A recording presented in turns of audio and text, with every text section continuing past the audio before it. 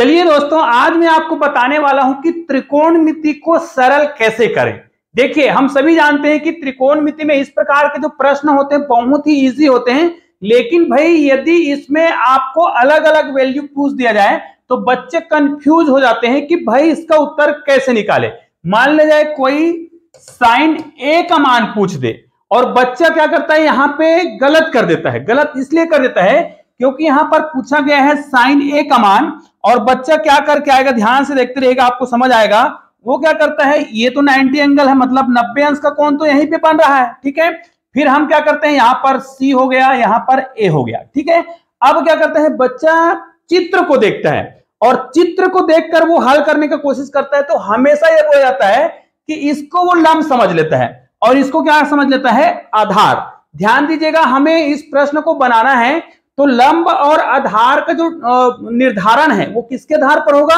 यहां पर आपने कौन सा लिया है, अगर हमने साइन ए लिया है, एंगल किसको ले रहे हैं, हम इसको ले रहे हैं, ए को ले रहे हैं, तो जिसको आप एंगल लोगे तो जिस एंगल की आप बात कर रहे होंगे ना, उस एंगल जिस दो लाइन से मिलकर बना होगा उसमें से एक लाइन विकर्ण का होता है और जिस लाइन पर वो बना होता है वो एंगल जो है वो आधार का होता है। तो फिर लंब कौन सा है, उसके सामने की भुजा क्या होती है, लंब होती है। तो यहां पर देखिए, अगर हमें साइन ए का वैल्यू निकालने के लिए कहा जाता तो साइन ए अगर ये है तो ये वाला भुजा कौन सा कहलाएगा, ये आधार भुजा होगा। ध्यान दीजिएगा, अब ये मत सोचना कि खड़ी वाली लाइन को हमेशा लंब बोला जाता है, ये ऐसा नहीं है। हाँ, क्योंकि आदत ऐसा है ना कि खड़ी वाली लाइन है तो लंब है और ये क्या है, आधार है। भाई हमें क्या करना है, सम्मुख भुजा वाला जो निर्धारण करने का जो तरीका है, कैसे मैं आपको बता रहा हूं, ध्यान सुनिए। अगर हम इस कोण की बात करेंगे तो कुल मिलाकर ये है कि इस चित्र को हमें क्या करना पड़ेगा, इस प्रकार घुमाना पड़ेगा। मतलब ये वाला चित्र कुछ इस प्रकार बन जाएगा, ए जो है यहां पे आएगा, बी यहां पे आएगा और ये जो सी जो है ऊपर चला जाएगा। ये तो 90 एंगल रहेगा ही रहेगा ना भाई।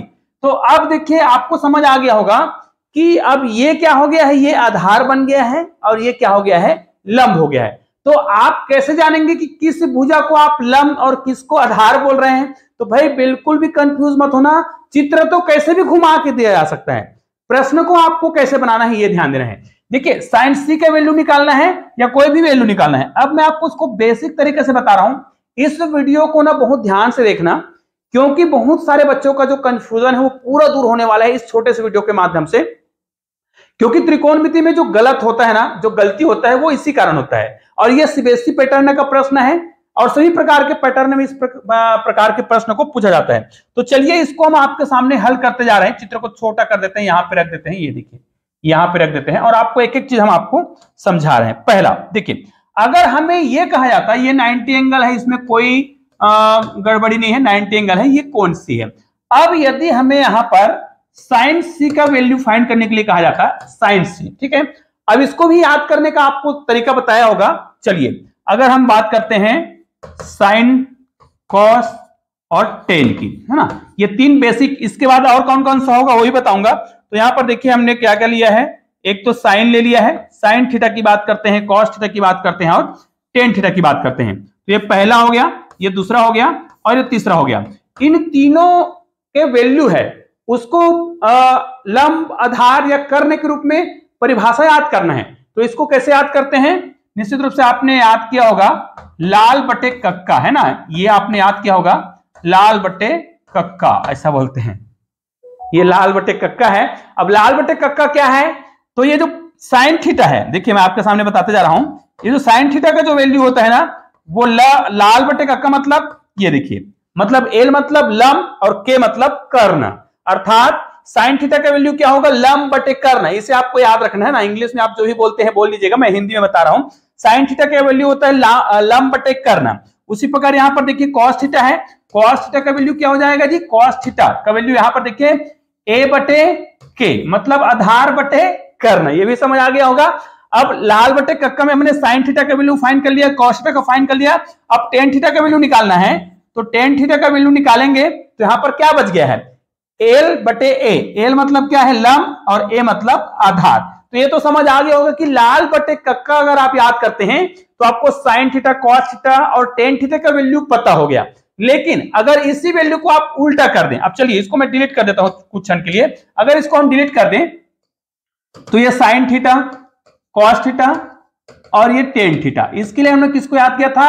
लाल बटे कक्का। ठीक है, ये तो ये समझ आ गया कि इसके लिए हमने अलग अलग वैल्यू बताए हैं आपको। ये साइन थीटा का, कॉस थीटा का और ये टेन थीटा का, तीन वैल्यू हमने आपके सामने यहां पर निकाल कर बताया है। अब यदि इस वैल्यू को हम, इसके तीन और त्रिकोणमिति मान है ना, साइन का यहां पर क्या करेंगे? कोसेक। ध्यान दीजिएगा, एक कोसेक थीटा होगा और इसका हो जाएगा एक सेक थीटा होगा, और कॉट का उल्टा क्या हो जाएगा? सॉरी, टेन का उल्टा कॉट थीटा।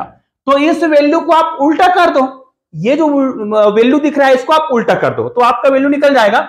मतलब यहां पर मैं थोड़ा सा डिलीट कर दूं इसको, फिर से आपको बता रहा हूं, क्योंकि ये वैल्यू जो है इसका उल्टा होगा, ये वाला वैल्यू जो है इसका उल्टा हो जाएगा और ये वाला वैल्यू इसका उल्टा हो जाएगा। मतलब अगर हम कोसेक थीटा की वैल्यू निकालें, कोसेक थीटा का वैल्यू ज्ञात करें, तो ये हो जाएगा कर्ण बटे लंब, कर्ण बटे लंब हो जाएगा। सेक थीटा का वैल्यू कैसे निकालेंगे? सेक थीटा का वैल्यू कॉस थीटा का उल्टा हो जाएगा, कॉस थीटा का वैल्यू बीच का होता है, तो हो जाएगा कर्ण बटे आधार। उसी प्रकार ये जो कॉट है, क्योंकि ये टेन का उल्टा होगा, कॉट थीटा, ये कॉट थीटा है, चलो ये कॉट थीटा है, इसका वैल्यू कैसे निकालेंगे? यहां से, तो ये क्या हो जाएगा? आधार बटे लंब। इसलिए लाल बटे कक्का को अगर आपने याद कर लिया ना, तो त्रिकोणमिति के सारे जो वैल्यू है वो याद हो जाएगा। और एक और बेसिक कॉन्सेप्ट जो मैंने आज की वीडियो में बताया है, कौन सा बताया है? कि सामने वाला भुजा, सम्मुख भुजा को आपको याद रखना है। वो जो सम्मुख भुजा होता है ना, उसे ही हमें क्या मानना है? लंब मानना है। ऐसा नहीं कि चित्र जैसे दिया है सर खड़ी वाली लाइन लंब होता है, इस कॉन्सेप्ट को आपको भूलना होगा। जो खड़ी लाइन है वो लंब है। गणित में आपको चित्र को देख के लंब मतलब सम्मुख भुजा और आधार भुजा को क्या करना होता है? परिभाषित करना होता है। तो चलिए अब आपको यह कहा जाए कि आप देखिए, अब हमें किसी भी वैल्यू को निकालने के लिए कहा जाएगा ना, या तो ए के लिए बोल लेगा या फिर सी के लिए, दोनों के लिए मैं आपको निकाल के बता रहा हूं। सबसे पहले मैं आपके लिए बता रहा हूं साइन सी, कॉस सी और टेन सी। हालांकि इसका मैं उल्टा भी निकाल लूंगा, आपके सामने ही आपको एक एक चीज बता रहा हूं, देखिएगा। पहला वैल्यू कहां से निकाल रहे हैं? साइन सी। अब याद रखिए, साइन सी अगर हम इसका वैल्यू निकाल रहे हैं तो हमने आपको बताया है वो जो कोण है जिस भुजा द्वारा बन रहा है, दो भुजाओं द्वारा, एक तो कर्ण भुजा होता है और एक वाला जो जिस भुजा पर वो कोण बन रहा होता है वो आधार भुजा होता है। निश्चित रूप से ये वाला आधार भुजा हो जाएगा। ये देखिए, जो कोण जो है, कोई भी कोण जिन दो भुजाओं पर बन रहा है, जैसे इस कोण की बात कर रहे हैं, इस कोण की बात कर रहे हैं, भाई इस कोण की बात तो कर ही नहीं रहे हैं, इसमें से एक कर्ण भुजा है और एक आधार भुजा। निश्चित रूप से इस कोण के सामने जो भी भुजा होता है उसे ही क्या बोलते हैं? लंब, है ना, लंब बोलेंगे। अब देखिए, लंब की परिभाषा कोण के आधार पे बदल जाएगा।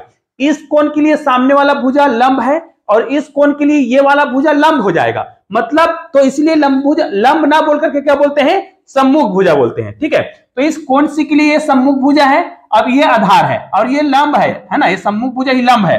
अब देखिए साइन सी, साइन सी मतलब क्या होता है? अभी हमने बताया था लंब बटे कर्ण।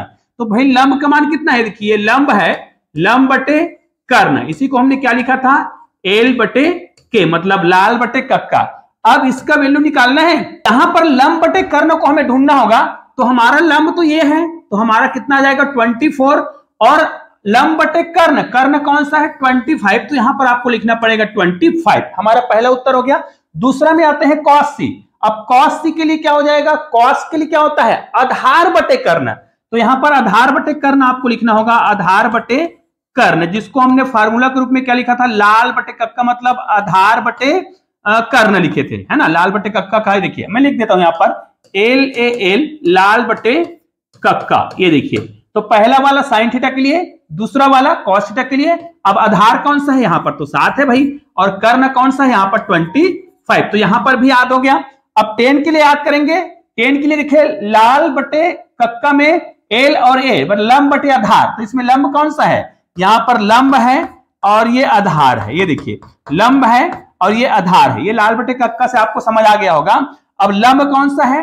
24 है, और आधार कितना है? 7 है। तो ये आपका आंसर हो गया। अब आपको समझ आ गया होगा, जब हमने ये 3 वैल्यू निकाल लिया, इसी वैल्यू को यदि हम उल्टा कर देंगे ना, पलट देंगे, जस्ट इसको पलट दो।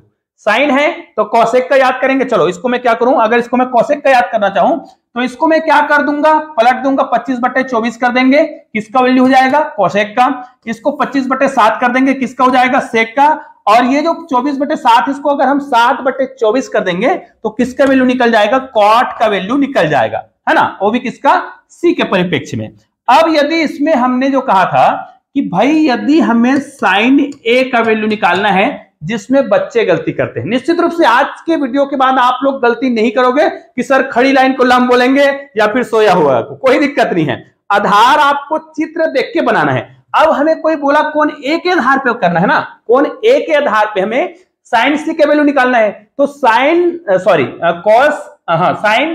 ए का वैल्यू निकालना है ए के परिप्रेक्ष्य में। अब ए जिस लाइन पे होगा, मतलब ये वाला जो लाइन है ना, ये वाला लाइन, ये इस कोण के लिए क्या हो जाएगा, याद रखिएगा, ये आधार हो जाएगा भाई, आपको याद रखना है। और इसके सामने की भुजा ये क्या होगा, ये लंब होगा, जिसे हम क्या बोलते हैं, सम्मुख भुजा बोलते हैं, सम्मुख भुजा, इतना याद रखना है। अब अगर ये साइन ए है तो साइन ए के लिए लंब बटे कर्ण, लंब यहां पर साइन ए की बात करना है तो साइन ए के लिए लंब कौन सा होगा, 7 होगा, याद रखिएगा ये 7 होगा। और कर्ण कौन सा होगा, 25। अब आपको समझ आ रहा होगा कि वास्तव में हमें कोण को देख करके लंब भुजा बनाना होता है। ये हो गया साइन। अगर हम कॉस ए का वैल्यू निकालने के लिए बोले तो कॉस का क्या होगा, आधार बटे कर्ण। अब आधार कौन सा है, यहां पर ये आधार हो गया है। तो देखिए हमारा परिभाषा खड़ी लाइन लंब होता है, ऐसा नहीं है। पुस्तक में चित्र कैसा भी दे सकता है, ठीक है, पुस्तक में चित्र कैसा भी देगा, घुमा के देगा। आपको क्या करना है, किस कोण को पूछा है, हमें ए के बारे में पूछा है तो ए, इस ए के लिए, इस कोण ए के लिए आधार भुजा ये है, ये लंब है। अब कॉस के लिए क्या होता है, आधार, यहां पर देखिए आधार बटे कर्ण। इस चित्र में आधार कौन सा है, आधार कितना हो जाएगा 24 और कर्ण कितना है 25।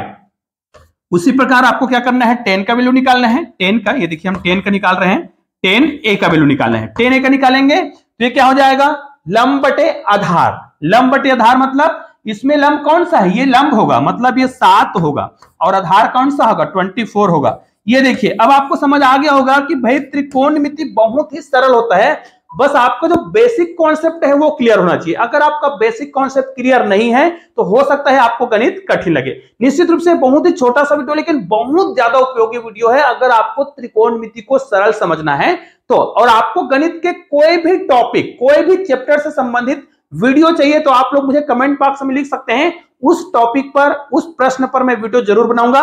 निश्चित रूप से यह वीडियो बहुत ही उपयोगी है तो इस वीडियो को अधिक से अधिक शेयर कीजिएगा। और हाँ, चैनल में नए हैं तो बिल्कुल चैनल को सब्सक्राइब करके बेल आइकन को प्रेस कर दीजिएगा और ऑल को टच कर दीजिएगा। चलिए दोस्तों, मिलते हैं एक और बेहतरीन वीडियो के साथ, तब तक के लिए जय हिंद, जय भारत।